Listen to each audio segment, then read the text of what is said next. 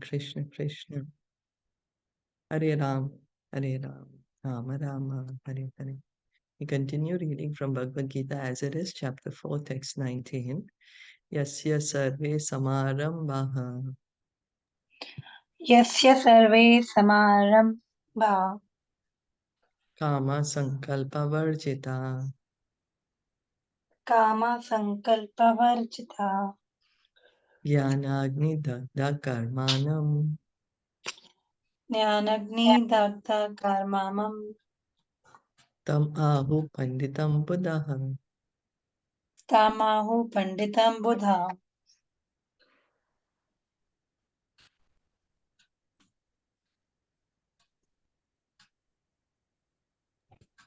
Can someone please read?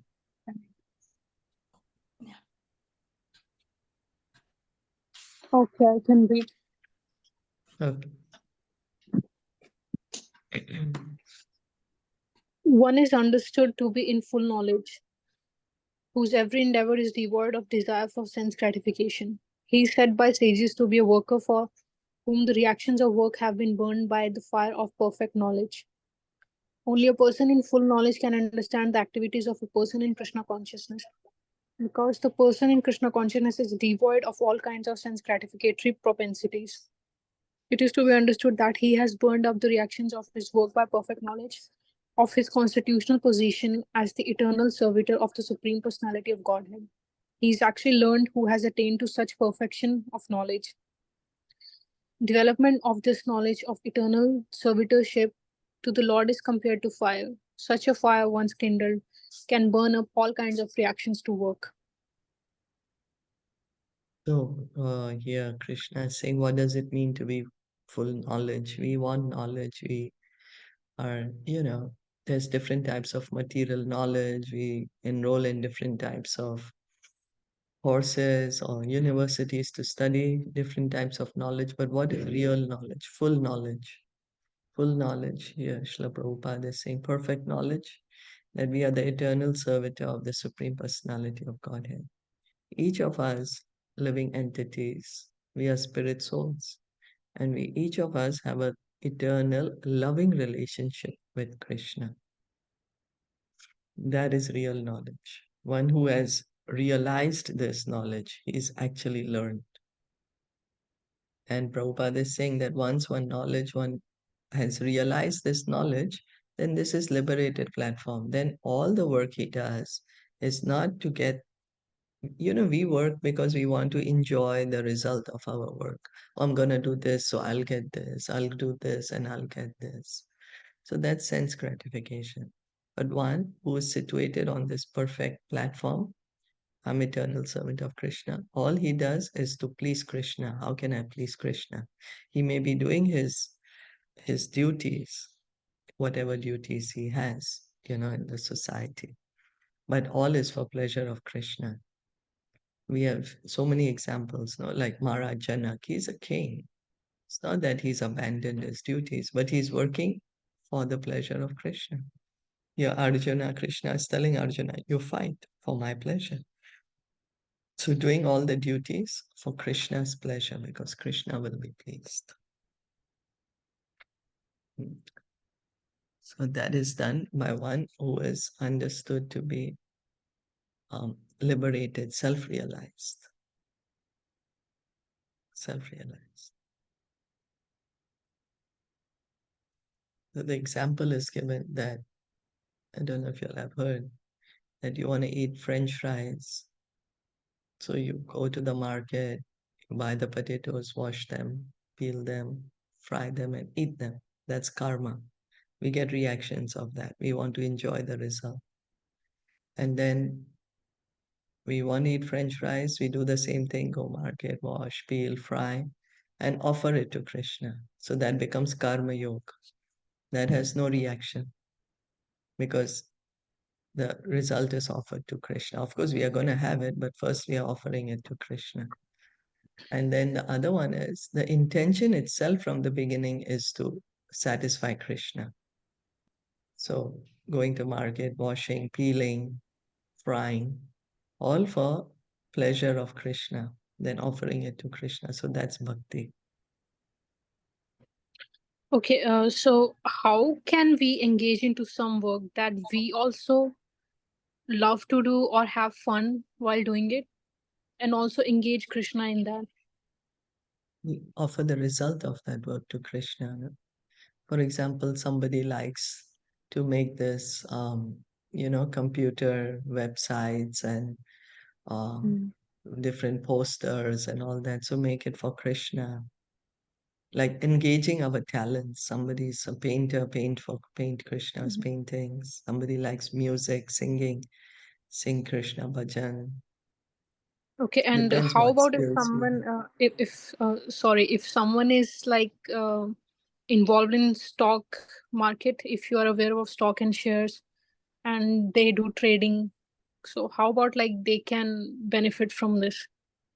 Then you can offer part of your whatever the earnings are there Mm. to donate it to the temple Krishna consciousness.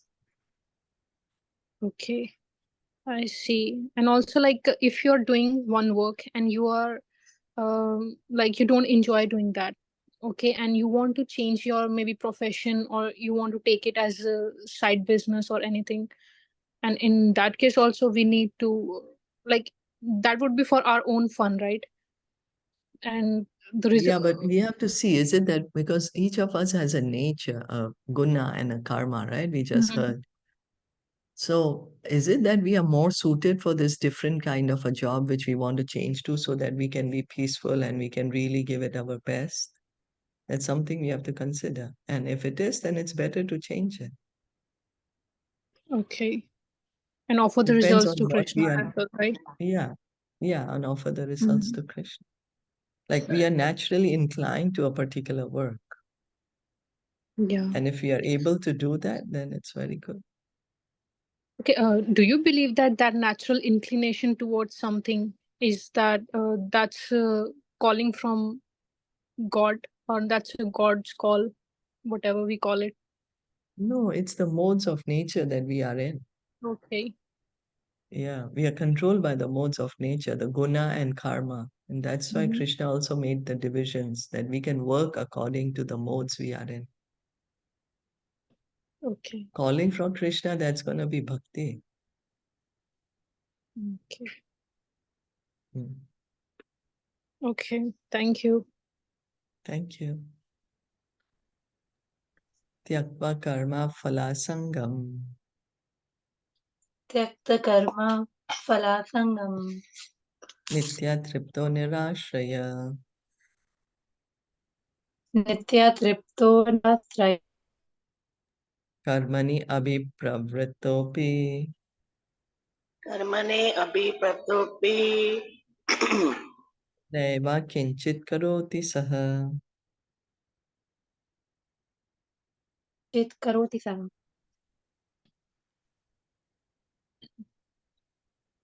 Abandoning all attachment to the results of his activities. Ever satisfied and independent, he performs no fruitive action, although engaged in all kinds of undertakings.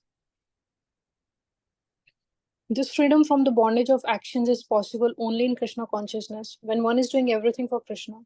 The Krishna conscious person acts out of pure love for the Supreme Personality of Godhead, and therefore he has no attraction for the results of the action.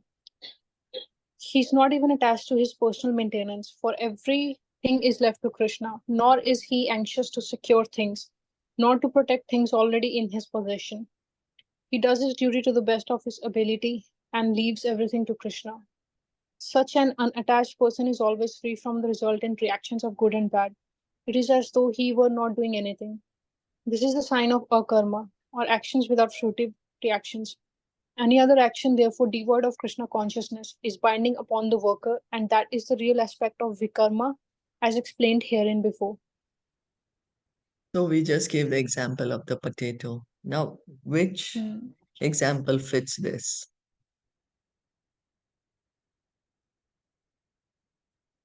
What we just heard. We had heard three examples, right?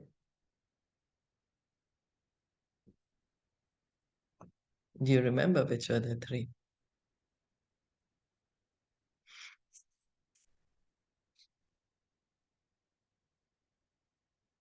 The first is we want to enjoy it, so we cook it and we enjoy it, isn't it? And then the second is, yeah, we have the desire to have it, but first we offer it to Krishna. It's because, okay, we are supposed to have it. We're gonna make it. And so first we offer it to Krishna. And then the third one is the intention from the very beginning is to satisfy Krishna.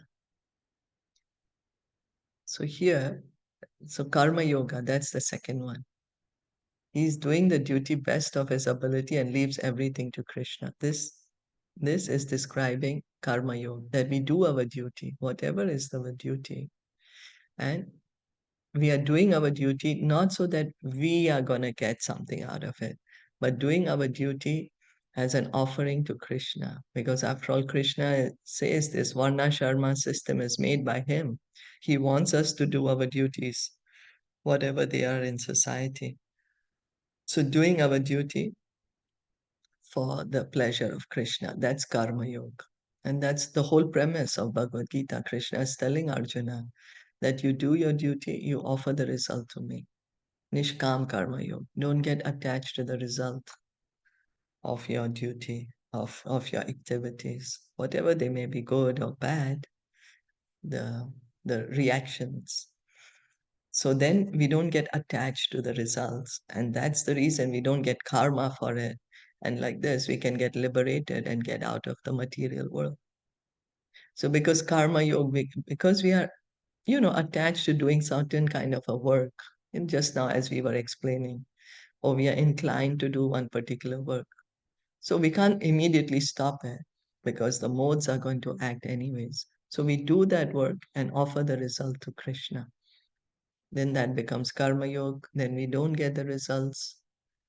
We don't have to suffer or enjoy the results. So we don't need to come back to the material world for this. So then we can get liberated. Is that okay? Yes. Yes. Yeah. And then gradually, by doing karma yoga, one may come to the point of bhakti yoga where the intention itself is to please Krishna. So there will be gradual development of the consciousness.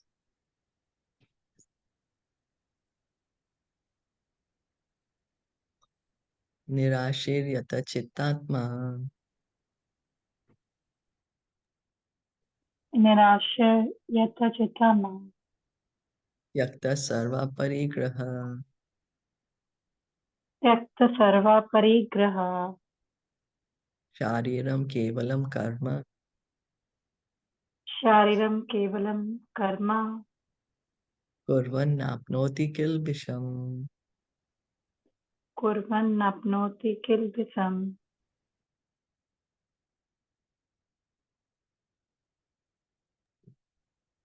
Such a man of understanding acts with mind and intelligence perfectly controlled, gives up all sense of proprietorship over his possessions, and acts only for the bare necessities of life. Thus, working, he is not affected by sinful reactions. A Krishna conscious person does not expect good or bad results in his activities. His mind and intelligence are fully controlled. He knows that because he is part and parcel of the Supreme, the part played by him as a part and parcel of the whole is not his own activity but is only being done through him by the Supreme. When the hand moves, it does not move out of its own accord, but by the endeavor of the whole body.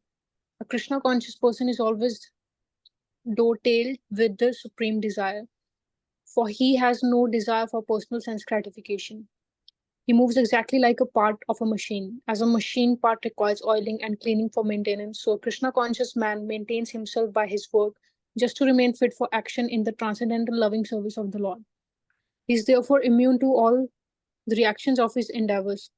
Like an animal, he has no proprietorship even over his body. A cruel proprietor of an animal sometimes kills the animal in his possession, yet the animal does not protest, nor does it have any real independence.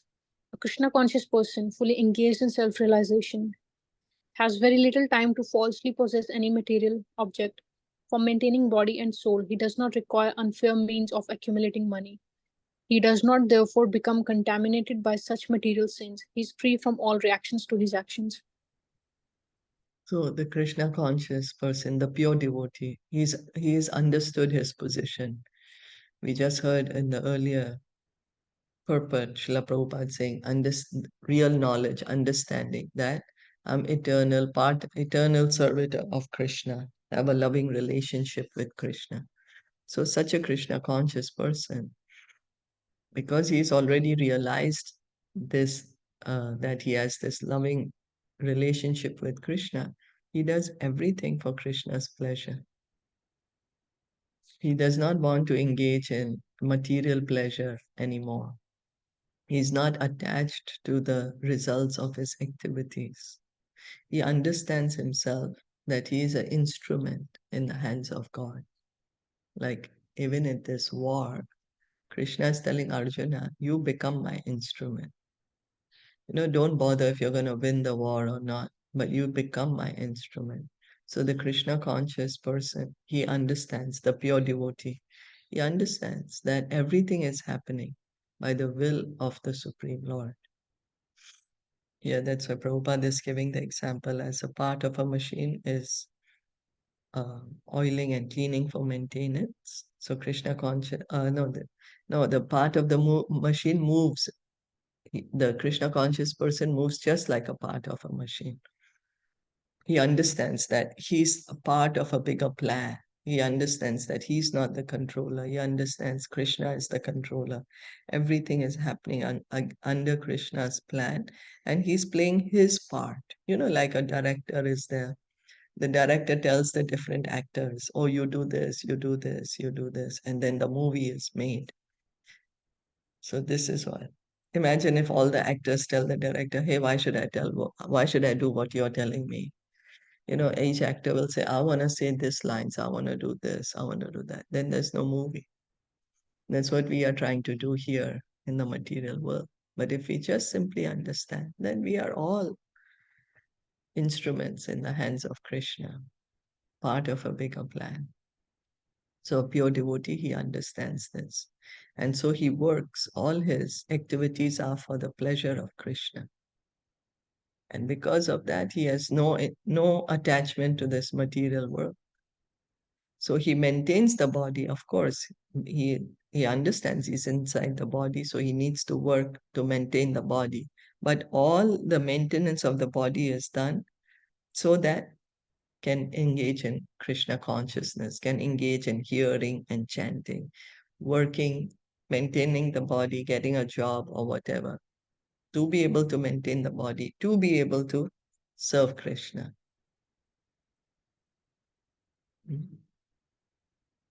So then he does not get any reactions. He's working only for the pleasure of Krishna. He's maintaining his body. He's doing certain kind of exercise to be able to maintain the body to engage in Krishna's service. So the intention is, I'm going to engage in Krishna's service. I'm going to hear and chant. And so for this, I need to maintain this body. Yadracha labha santushto यत्र चालाभसन्तुष्टो dvandvatito vimatsaraha द्वन्द्वातीतो विमत्सरा samasiddhav asiddhocha सम्मसिद्धाव असिद्धौ च kritvapi na nibhadyate. कृत्वापि न निबध्यते. He who is satisfied with gain which comes of its own accord, who is free from duality and does not envy, who is steady to both success and failure, is never entangled all the performing actions. A Krishna conscious person does not make much endeavor even to maintain his body. He is satisfied with gains which are obtained of their own accord. He neither begs nor borrows, but he labors honestly as far as is in his power and is satisfied with whatever is obtained by his own honest labor. He is therefore independent in his livelihood. He does not allow anyone's service to hamper his own service in Krishna consciousness. However, for the service of the Lord, he can participate in any kind of action without being disturbed by the duality of material world. The duality of the material world is felt in terms of heat and cold, or misery and happiness. A Krishna conscious person is above duality because he does not hesitate to act in any way for the satisfaction of Krishna. Therefore, he is steady both in success and in failure. These signs are visible when one is fully in transcendental knowledge. So the pure devotee, he does not stop to act. He engages in the Krishna consciousness activities. He continues with his hearing, chanting, no matter what kind of, if it's too hot, too cold, the dualities of the material world. He's not affected because he's simply satisfied in engaging in Krishna's service. For his material body, he just maintains it. He's like, okay, I just need to maintain it because I'm inside this body. He's understood it. He's not, okay, I want to enjoy this body. Like, we want to enjoy, we want to create situations or something where we will enjoy, have some sense gratification. Let me go here, let me go there, and I'm going to enjoy. But the pure devotee is consciousness. Only how can I please Krishna? How can I engage in Krishna's service? And to engage in Krishna service, he's not lazy. It's not that, oh, I'm too tired. No, he's doing his duties in Krishna consciousness because it's giving him so much pleasure, so much happiness. To please Krishna is giving him so much happiness. When we do something for someone, we feel happy. I don't know if you all have experienced it. When we are serving someone, we really feel happy, more happier than when we are being served. When people do something for us, sure, we feel happy, we feel nice.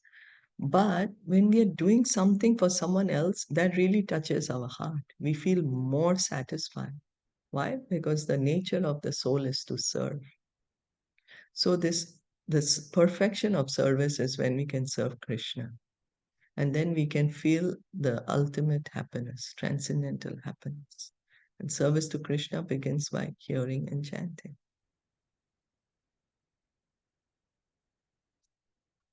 Yeah. And then by doing that is, what's that? He rises above the dualities. He rises above envy. He's steady, whatever it may be the outside circumstances. He's steady, does not get disturbed because the material world is ever changing, but he does not get disturbed. He's like fixed, gonna continue his hearing and chanting, no matter what comes. So we also, whatever is coming our way, we continue our hearing and chanting. We have to do duties, of course, we have to work, of course, we have to maintain the body, of course, but continue with hearing and chanting. Is that okay? Yes.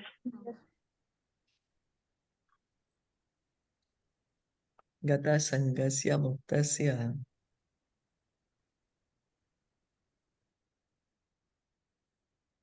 गतसङ्गस्य मुक्तस्य jnanavasthitasah ज्ञानावस्थितचेतसा yagya yacharita karma यज्ञयाचारत कर्म samagram praviliyate. समग्रं प्रवील्यते. The work of a man who is unattached to the modes of material nature and who is fully situated in transcendental knowledge merges entirely into transcendence. Becoming fully Krishna conscious, one is freed from all dualities and thus is free from the contaminations of the material modes. He can become liberated because he knows his constitutional position in relationship with Krishna, and thus his mind cannot be drawn from Krishna consciousness. Consequently, whatever he does for Krishna, who is the primeval Vishnu.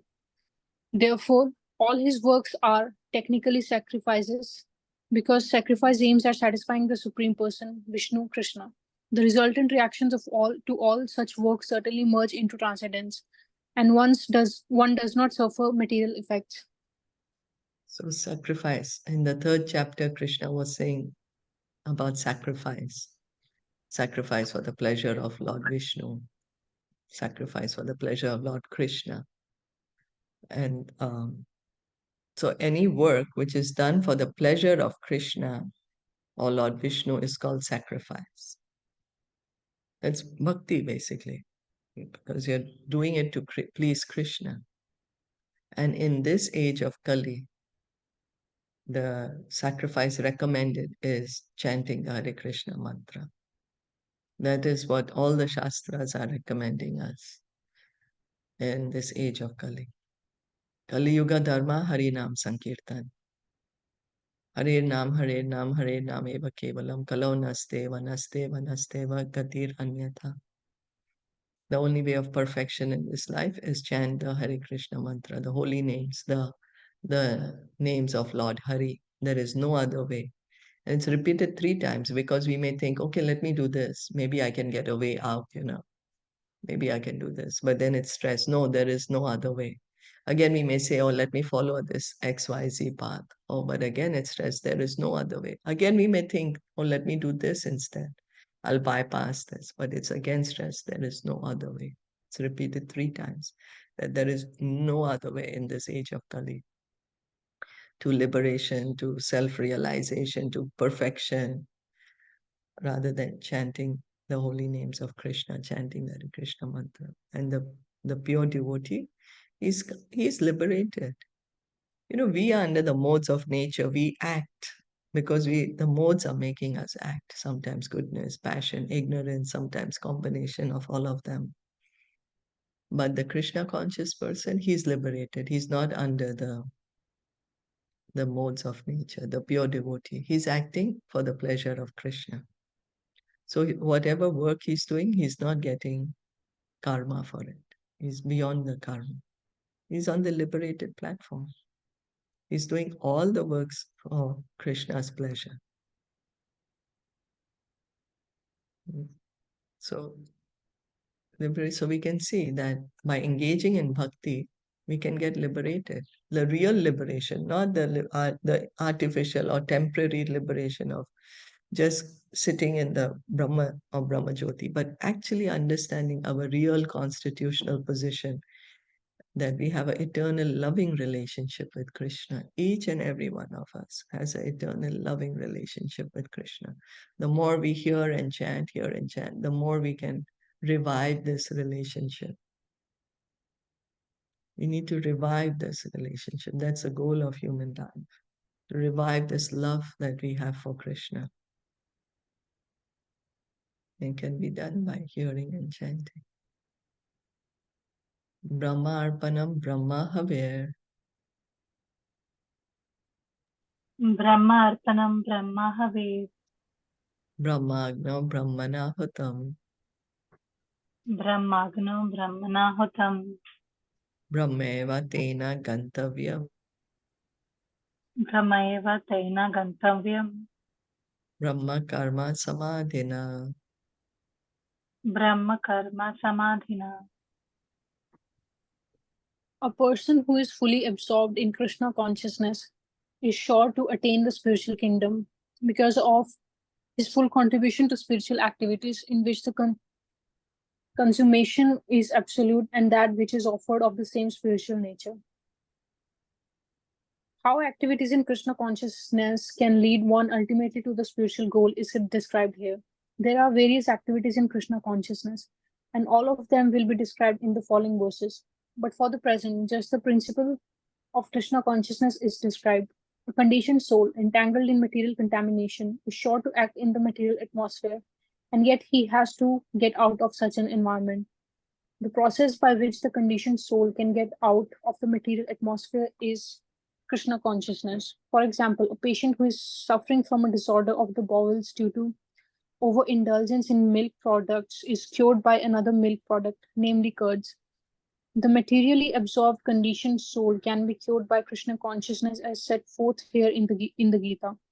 This process is generally known as yajna or activities, sacrifices, simply meant for the satisfaction of Vishnu or Krishna. The more the activities of the material world are performed in Krishna consciousness or for Vishnu only, the more the atmosphere becomes spiritualized by complete absorption. The word Brahma, Brahman, means spiritual. The Lord is spiritual, and the rays of his transcendental body are called Brahma Jyoti, his spiritual effulgence. Everything that exists is situated in that Brahma Jyoti, but when the Jyoti is covered by illusion or sense gratification, it is called material. This material veil cannot removed can be removed at once by Krishna consciousness. Thus, the offering for the sake of Krishna consciousness, the consuming agent of such an offering or contribution, the process of consumption, the contributor, and the results are all combined together, Brahman or the absolute truth. The absolute truth covered by Maya is called matter. Matter, dovetail for the cause of the absolute truth, regains its spiritual quality. Krishna consciousness is the process of converting the illusory consciousness into Brahman or the Supreme. When the mind is fully absorbed in Krishna consciousness, it is said to be in samadhi or trance. Anything done in such transcendental consciousness is called yajna or sacrifice for the absolute. In that condition of spiritual consciousness, the contributor, the contribution, the consumption, the performer or leader of the performance, and the result or ultimate gain, everything becomes one in the absolute, the supreme Brahman. This is the method of Krishna consciousness. So in here, Krishna and Prabhupada is trying to explain that the Krishna conscious person, it's not that he does not act, he acts. You know, we can we sit quiet? No, right? We're gonna act, we're gonna eat something, we're gonna do something, we're gonna go somewhere, we're gonna speak something, something or other we are gonna do. Why? Because this activity is with the soul, not with the body. We think activity is with the body, but the dead body cannot move.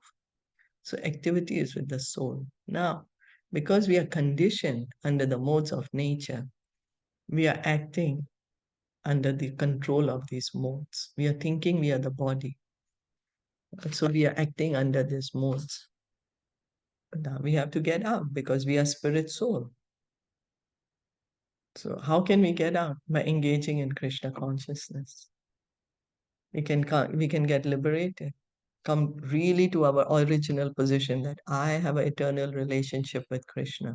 And we can really be situated in that relationship by engaging in bhakti, devotional service. So Prabhupada is giving the example that somebody has upset stomach by drinking too much milk. Another milk product, yogurt, can help. Right now, our consciousness is completely material. You know, we are thinking we are the body, everything connected to the body is mine. Now, whatever we have, we simply engage in Krishna's service and it becomes spiritual. Because everything belongs to Krishna after all. This body, we didn't bring it. We found ourselves in it. It was given to us. We think we have brought the body, but the body is given to us. And when we leave, we are going to leave this body also behind. So the body, everything connected to the body, how can we spiritualize it? By engaging it in Krishna's service. Whatever we do, for example, we are cooking. So we offer it to Krishna first. So the food becomes prasadam, spiritualized. And then we eat it. You know? So that becomes a sacrifice, working for pleasure of Krishna, and it becomes spiritualized. Then our mind gets spiritualized, our consciousness gets spiritualized. We understand, oh, I am not this body, I'm spirit soul, I have eternal relationship with Krishna. So acting in Krishna consciousness is called sacrifice because it's all for the pleasure of Krishna. We do our duties for the pleasure of Krishna. We do our hearing and chanting for the pleasure of Krishna. Whatever we need to do, we do it for pleasure of Krishna, and everything becomes a sacrifice. Then it gets spiritualized. Our work gets spiritualized, our consciousness gets spiritualized, our mind gets spiritualized, because the consciousness changes. Consciousness changes that, oh, I'm the body and I need to enjoy this body. From this consciousness to, how can I please Krishna? How can I serve Krishna? Because there's a loving relationship. Whoever we love, we're always thinking of them. How can I please them? What can I do? Could be anyone, our parent, our friend, our children, spouse, whoever. We're always thinking, oh, how I can please them. But we need to change that consciousness to how I can please Krishna. And automatically we will be able to please our loved ones, our family, our parents, our friends, our spouses, everyone we can automatically please when we are pleasing Krishna. Because Krishna he's the origin. It's like watering the root of the tree. When we pour the water on the root, the entire tree gets supple and green, and all the branches and the leaves, they become healthy. Similarly, we please Krishna, everyone will get pleased around us. Now, Krishna is transcendental. And what is this Brahma Jyoti, the Brahman, when people say, oh, God is light? So what is this light? This light is coming from the body of Krishna. It's his personal effulgence. That's what the Brahma Jyoti is. This is what the Brahman is. This light, where is it coming? It's coming from Krishna's body. Krishna's body is Satchid Ananda. It's not like our body made of skin and bones and blood. No, it is spiritual, transcendental, Satchidananda. And it's from his body, this Brahma Jyoti is coming. And this Brahma Jyoti is spread everywhere, everywhere. There is not one space which the Brahma Jyoti does not cover. And then what is Maya? What is this material world? Is one portion, one tiny portion of this Brahma Jyoti gets covered by this dark cloud of Mahatattva. That's where this material world is situated. It's not that the entire Brahma Jyoti is covered. No, one tiny portion gets covered by Maya, or the black cloud. So this illusion, Maya, can be removed when we connect ourselves to Krishna. By Krishna consciousness, we will understand, oh, I'm not the body. I'm the spirit soul, part and parcel of Krishna. I have an eternal loving relationship with Krishna. So whatever we do, whatever we act in this consciousness, then everything becomes spiritualized.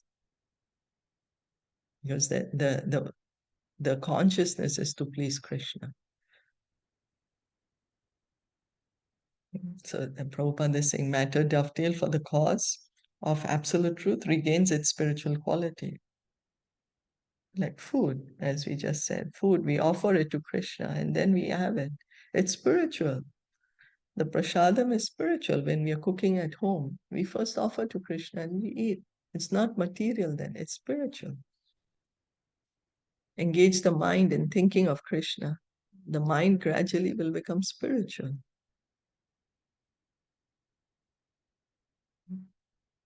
So the mind is said to be in samadhi when it's always thinking of Krishna, transcendental consciousness. So the Krishna consciousness is our pure consciousness. It's the pure consciousness of every living entity. We simply have to revive it. We have to revive this Krishna consciousness in the association of pure devotees. By hearing and chanting in the association of pure devotees, we can revive our original consciousness, which is Krishna consciousness. Are there any questions or comments?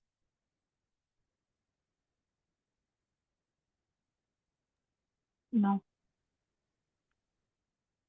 So we can see then even how while being in the body, the pure devotee, because he's doing everything for Krishna, his consciousness is completely purified.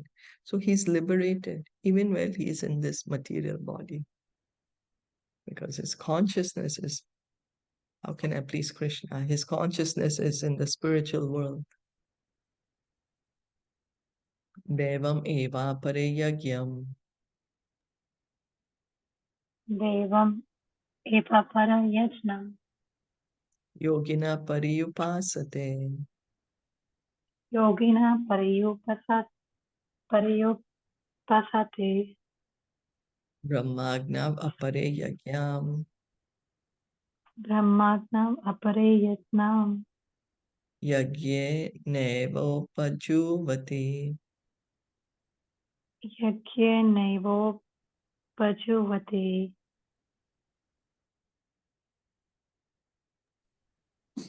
Some yogis perfectly worship the demigods by offering different sacrifices to them, and some of them offer sacrifices in the fire of the Supreme Brahman.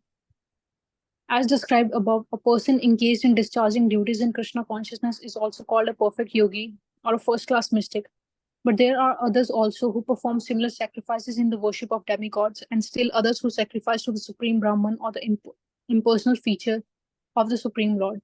So there are different kinds of sacrifices in terms of different categories. Such different categories of sacrifice by different types of performers only superficially demark varieties of sacrifice. Factually, sacrifice means to satisfy the Supreme Lord, Vishnu, who is also known as Yagya. All the different varieties of sacrifice can be placed within two primary divisions, namely sacrifice of worldly possessions and sacrifice in pursuit of transcendental knowledge. Those who are in Krishna consciousness sacrifice all material possessions for the satisfaction of the Supreme Lord, while others who want some temporary material happiness sacrifice their material possessions to satisfy demigods such as Indra, the sun god, etc. And others who are impersonalists sacrifice their identity by merging into the existence of impersonal Brahman. The demigods are powerful living entities appointed by the Supreme Lord for the maintenance and supervision of all material functions like the heating, watering, and lighting of the universe. Those who are interested in material benefits worship the demigods by various sacrifices according to the Vedic rituals. They are called Bhav Ishwarvadi, or believers in many gods. Bhav Ishwarvadi.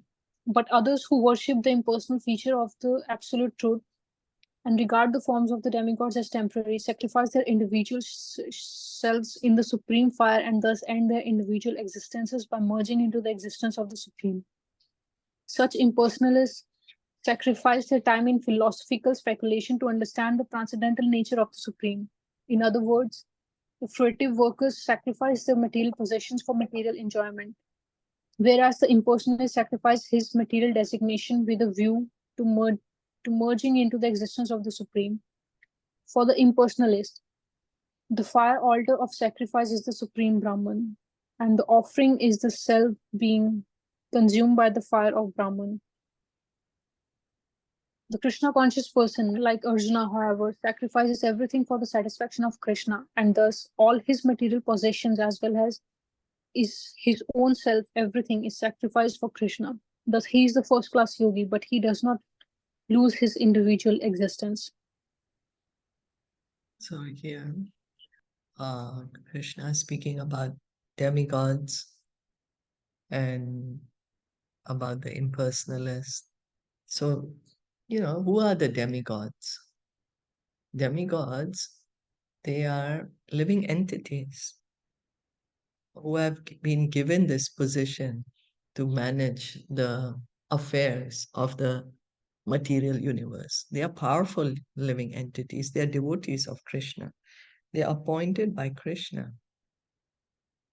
Like Indra, Chandra, Surya, these are posts. Like how we have Minister of Education or Minister of Transport or Minister of Agriculture. These are posts. So Indra, Surya, Chandra, these are posts. And then there are different jivas, different living entities who occupy the post. So just as the minister gets his power from the president or the prime minister, similarly, the different demigods, they get their powers from Krishna. Krishna tells them, okay, you have the authority to do this. And then he'll tell another demigod, okay, you have the authority to do this. So each demigod is getting their powers from Krishna. That's why they're called demigods. They're not God. Krishna is God. There's no one equal to or greater than Krishna. So the demigods are also servants of Krishna. They're following Krishna's order. For example, under whose order is the sun rising and setting every day? It's under Krishna's order. The wind blows. It's all under Krishna's order. Bhagavatam says that. So people who are offering, some people like to do demigod worship, and we are doing demigod worship. So we are worshipping them with some kind of our possession, no? We are giving something, we are doing some sacrifice, putting something in the fire. So we are sacrificing our material possessions to get happiness, temporary happiness. Why we are doing this? Because so we can get more things, we can enjoy more. We are saying, okay, I'll just put a little bit and I will get so much more. I can enjoy so much more. And what does and then some of us may have the idea that I don't want to be a person anymore. Being a person means frustration. So I don't want to be a person anymore. So I'm going to merge into the Brahma Jyoti and I will not exist anymore. So that is sacrificing of one's own individuality because there's so much frustration. There is so much dissatisfaction from the material world. So then some of us think, okay, it's better I don't remain a person. I'm going to go in and merge into the Brahma Jyoti, Brahman. But we have to understand that's a temporary position because we can never give up our individuality. We can never ever stop being an individual. Individuality, the soul is always individual. We are eternal, we are spiritual. So at no point can we cease to exist. So even though we may sacrifice our own individuality and merge in the Brahman, that's also a temporary position because the soul will fall from that position. Sooner or later is going to fall because the soul cannot just sit down without being active. And for how long will the soul stay there? How long can you sit on the platform? I'm a soul. I'm Brahman. I'm Brahman. I'm Brahman. The soul will fall down for want of activity and for not having the knowledge of Krishna consciousness. So that is sacrificing the own self, and then the other was sacrificing the material possessions to the demigods to get more material desire, to get more enjoyment. A Krishna conscious person, he sacrifices this false ego that I am the body, I'm separate from Krishna. He understands, I am not this body. I have eternal relationship with Krishna. So he's sacrificing his false ego. Our false ego is that we are thinking, I'm this body, everything connected to the body is mine. I'm a human being, or I'm a tree, or I'm a deer. All this is false ego, false upadhi that we have. And so that's why he's the first class yogi, the pure devotee. It's not that he's giving up his individuality. He understands I have an eternal relationship with Krishna. Whenever we speak of relationship, means two or more, no? Relationship. It's not that the devotee is thinking, oh, I'm Krishna. No, he knows that Krishna is the supreme person. He's the object of my love. And when we are saying this, it's the living entity, the soul. The soul has a loving relationship with Krishna. And that is real liberation, to be situated on that platform when we completely understand, oh, I am a spirit soul. I'm eternal part and parcel of Krishna. I have eternal loving relationship with Krishna. That is real liberation. And then the soul says, oh, since I have eternal loving relationship, whenever we love someone, we want to serve them. So then the soul engages in pure devotional service. So pure devotional service begins from the liberated platform. It's not that the liberation is the end. Liberation is the beginning of real life. Real life begins from the point of liberation, where the soul acts properly, acting on the spiritual platform. Is that okay? Yes. Okay, so let's see. Let's stop here for today because then we might not have the time to finish this. Yeah. Thank you so much for listening and joining. Srila Prabhupada ki jai, Gaur Bhakta ki jai. Hare Krishna.